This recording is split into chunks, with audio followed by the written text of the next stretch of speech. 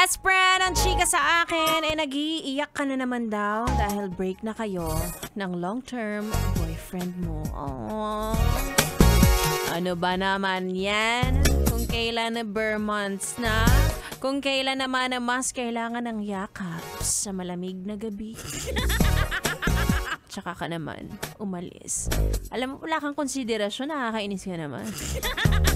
Sayang kasi malapit na yung 13th month pay. Ayaw mo pa ng bonus, ha? Mga yes, pa rin ako'y nagbabalik. DJ Ganda Wanda, dito pa rin sa 101.1 Yes FM. Na nakikiramay sa mga relasyong natapos sa hinaba-haba ng taong pagsasama niyong dalawa, maghihiwalay din pala. Pero sabi nga nila, wala naman daw magandang timing ang breakup. Kung ayaw mo na, mapa-New Year or mapapasko, makikipaghiwalay ka talaga kung ayaw mo na, 'di ba? Minsan kasi, alam nyo, ginagawa na lang nating excuse yung mga holiday para mas kumapit pa ang relasyon. Aminin mo. Marami dyan nagsasabi na, ayoko na Pero kasi, birthday niya kasi next week Papalipasin ko muna Ang mangyayari niyan, ayaw mo na tapos magse-celebrate ka pa ng birthday kasama siya or magre-regalo ka pa sa kanya dahil birthday niya, mga ganon Pero in reality, ayaw mo na talaga. Nakakainis doon ay gagawa ka ng bagay na hindi naman bukal sa iyong kalooban.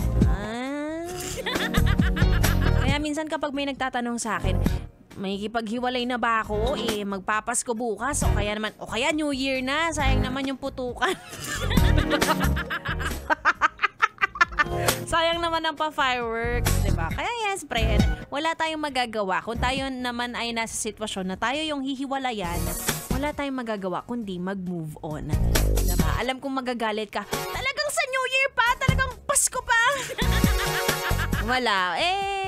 Ganun sila sama ng ugali nila. Biglang ganun, nakakainis. Kaya naman, yes, friend. Ito ang ating hot issue for tonight. Para sa ating chika ni Wanda. Sino itong celebrity couple na naghiwalay na matapos ang kanilang 6 years? 6 years, ha? Relationship. Nako, dyan ka lang, yes, friend. Samahan mo kami ni B-Boy Bibo. Dahil lang hindi kasama sa chikahan, siyang pinag-uusapan. Ay, hindi kasama sa GC.